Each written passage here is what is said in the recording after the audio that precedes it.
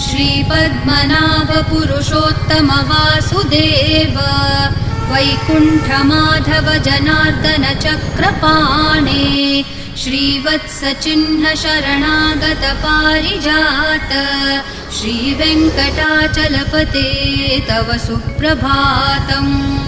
कन्दर्पदर्पहर सुन्दर दिव्यमूर्ते कान्ताकुचाम्बुरुह कुड्मललोल दृष्टे कल्याण निर्मल गुणाकर दिव्यकीर्ते श्रीवेङ्कटाचलपते तव सुप्रभातम्।